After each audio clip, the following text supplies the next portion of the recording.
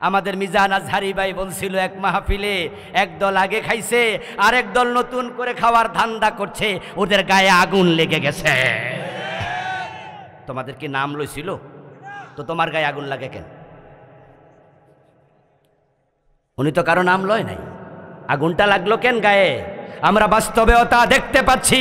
চাঁদাবাজি বাংলাদেশে বন্ধ হয়নি, টেন্ডারবাজি বন্ধ হয়নি।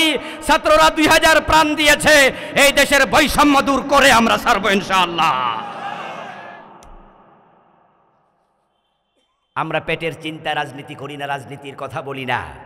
আপনাদের কাছে আমার জিজ্ঞাসা, রাসূলুল্লাহর জীবনে রাজনীতি আছে না নাই? প্রিয় নবী সাল্লাল্লাহু আলাইহি ওয়াসাল্লাম 10 বছর মদিনা চালালেন কোরআন দিয়ে।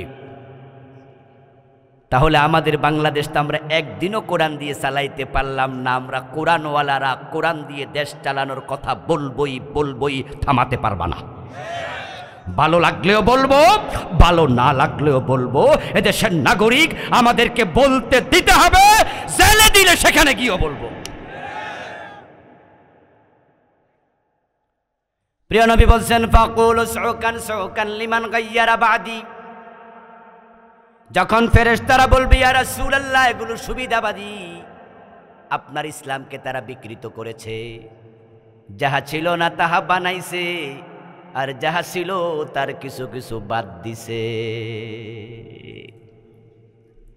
আমি যে 2-3টার কথা বললাম, এই মাত্র 2-3টার কথা বললাম যে এগুলা বেদাত, মাত্র 2-3টার কথা বললাম। তো আপনি জিকির করছেন, জিকিরের মাঝে রাসূলের সিস্টেম আপনি চেঞ্জ করছেন। বেদাত মানে কি?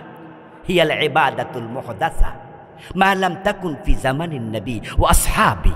বেদাত হচ্ছে এমন ইবাদত বানানো যেটা রাসূল এবং সাহাবাদের জামানায় ছিল না। রাসূল কি জিকির করেন নাই? কথা বলেন না ভাইয়েরা? জিকির শিখান নাই? জিকিরের শব্দগুলো কোরআনে হাদিসে নাই? আল্লাহ তাআলা শিখিয়েছেন রাসূলকে, উযকুরুল্লাহ কামা আল্লামাকুম। ও দুনিয়ার মানুষ, তোমরা জিকির করো আল্লাহর সেভাবে যেভাবে তিনি তোমাদের শিখিয়েছেন। আল্লাহ রাসূলকে শিখালেন, রাসূল আমাদের শিখালেন।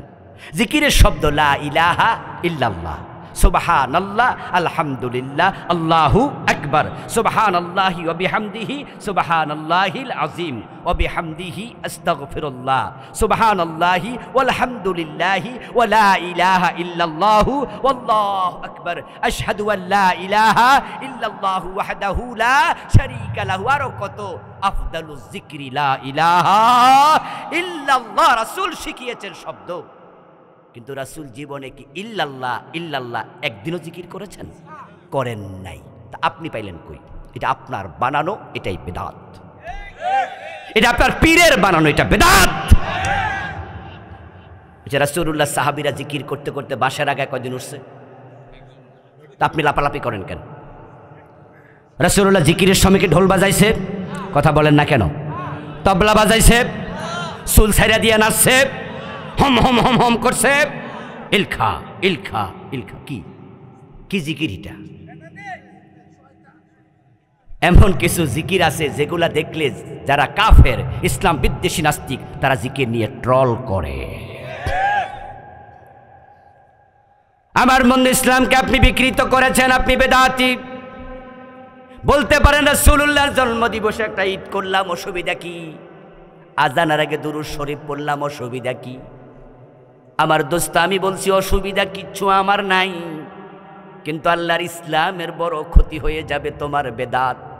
কারণ যদি উনি বানায় 10টা, আমি বানাই 10টা বেদাত, সারে বানায় 10টা বেদাত, রফিক ভাই বানা 10টা বেদাত, এরকম যদি আমরা অসুবিধা কি এই যুক্তি দিয়া বেদাত বানাতে থাকি, 10-20 বছর পরে আসল ইসলাম খুঁজে পাওয়া যাবে না। আপনাদের ধান খেতে যখন আগাছা হয়, তখন আপনারা কোনোদিন কইছেননি আগাছা হইলে অসুবিধা কি? বরং আপনারা নিজের আগাছা তুলে ফেলেন, টান দিয়া তুলে ফেলেন, কামলা রাখেন, উঠার দেন, গসা মারেন, গোড়া গোড়া তুল্যালান, কারণ আপনি জানেন আপনি একজন কৃষক, আগাছা যদি বেশি হয় মূল ফসল হবে না, ঠিক না? মূল ফসল ক্ষতিগ্রস্ত হবে। এজন্য একজন কৃষক আগাছাকে উপড়াইয়া ফেলে। বেদাত যদি সমাজে ছড়িয়ে যায় মূল ইসলাম ক্ষতিগ্রস্ত হবে। এই জন্য আমরা হকপন্থী আলেমেরা বেদাত সহ্য করি না, আমরা উপড়াইয়া তুলে ফেলি। বেদাত নিয়ে আমি বই লিখেছি, আরো কত বছর আগে লিখেছি। বাংলাদেশে চলমান 38টা বেদাতে বইতে আমি লিখেছি। আপনারা যে বেদাতগুলো করছেন এগুলো নিজে খুঁজবেন, খুঁজে তাওবা করবেন। আল্লাহ তাওবাকারীদেরকে ভালোবাসে, ঠিক কি না? কুফর, শিরক, নিফাক যদি কলবে থাকে ঈমান শেষ। বাংলাদেশে কুফর আছে না নাই? অভাব নাই। রাষ্ট্র কুফর প্রমোট করে। গত 15 বছরে আমাদেরকে আলেম ওলামাদের ওয়াজ মাহফিল যদি না থাকতো, অধিকাংশ মানুষকে সরকার নাস্তিক বানায় ছেড়ে দিত, কাফের বানায় ছেড়ে দিত। অনেক ভাইরা চা দোকানে বসে বসে মাঝে মাঝে গল্প করে, কয় এই মাহফিল কইরা লাভ কি, করিস না তো, বন্ধ করে দে তো। এত বক্তা কিছু পয়সা পায় আর মাহফিল কমিটি কিছু খাইয়ালায়। পাবলিকের কোনো লাভ নাই। এমন কিছু পাতলা কথা বলার লোক আছে না নাই? এ কথাগুলো বলবেন না। হ্যাঁ, আপনাদের কথা শতভাগ অসত্য নয়, সত্যতা কিছু আছে। বক্তার লাভ হয়, কোনো মাহফিল কমিটি কিছু রাইকা দেয় খাইয়ালা, এমন ঘটনাও আছে।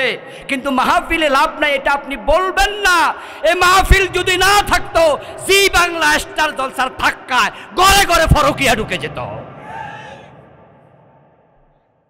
এ যুব সমাজের চরিত্র তলানিতে চলে যেত। আমাদের মিজানুর রহমান আজহারি ভাই গত 5 বছর বাংলাদেশে ছিল না, কিন্তু বলুন তো অনলাইনে উনার ওয়াজগুলো আছে না নাই? ওই মাহফিলের কারণে আজকে যুবকদের অন্তরে তার ভালোবাসা দেখেন না? যে মিজান আজহারির মাহফিলের প্রভাব আপনি দেখেন না? হাজার হাজার যুবকেরা পাগলের মতো ছুটে যায় ওই মাহফিলের প্রভাবের কারণে। আজকে আইয়ুব বাচ্চু মরে গেছে, জেমস বেঁচে আছে, আরো কত গায়ক আছে, নায়িকা আছে, এখন আর ভাত পায় না, সবার ভাত উঠে গেছে। এখন আর কনসার্টে লোক হয় না। আজ থেকে 20 বছর পিছনে যান। 20-30 বছর আগে আমরা যখন ছাত্র ছিলাম, 30-35 বছর আগে আমরা দেখতাম যে গ্রামে গ্রামে সরকারি হইতো, 2 ফাট হইতো, মহিলা আসতো, পুরুষ আসতো, মাইক হাতে নিয়া এ দল আরেক দল, 2 দল পালা গান, জারি গান, সারি গান এগুলো কইতো। এই মিয়া বলো তো দেখি আলিফ সোজা কেন? প্রশ্ন করতেছে মহিলা গায়ক। এখন পুরুষ গায়ক উত্তর দিচ্ছে এবার মাইক হাতে নিয়ে, আচ্ছা এই কারণে আলিফ সোজা, তুমি বলো তো বা বাঁকা কেন?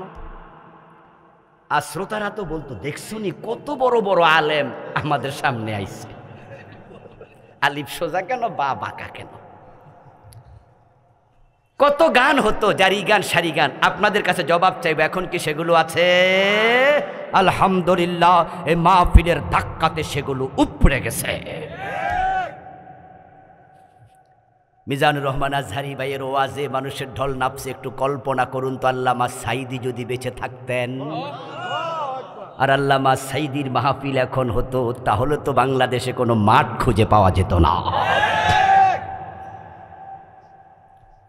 2023 সন জানুয়ারির প্রথম দিন গত সরকার বই মেলা করলো, বই উৎসব করলো, ছাত্রদের হাতে বই দিল।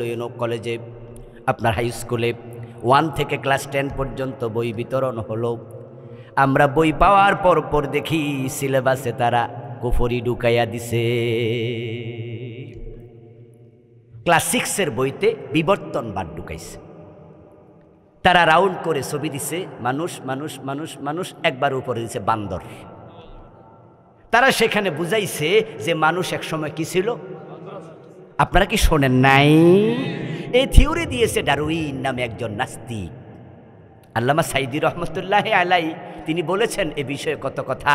কুমিল্লা টাউন হল ময়দানও তিনি বলেছিলেন যে এই থিওরি লেখার আগে ডারউইন যে কি পরিমাণ খাইছিল আল্লাহ জানে।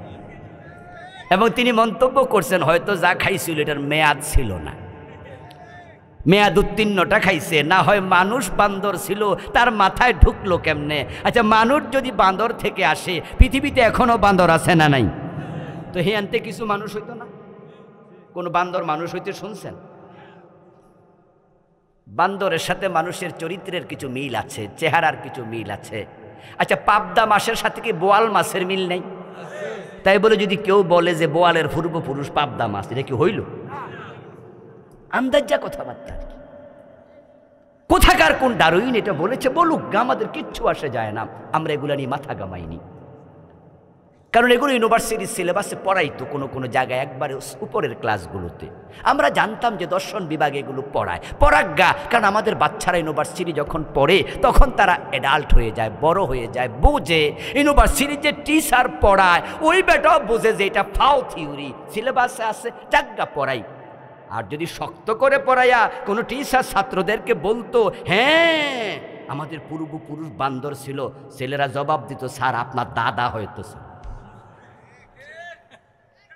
পোলাপান বড় হয়েছে, পড়াজ্ঞা, পড়ুক জানুক, অসুবিধা নাই। কিন্তু যখন আমরা দেখলাম যে না, সেটা ক্লাস 6-এ ঢুকাইছে, আমরা চুপ থাকতে পারিনি। মাহফিলের ময়দান থেকে 2023-এ আমরা বাঘের মতো হুঙ্কার দিয়ে বিরোধিতা করেছি।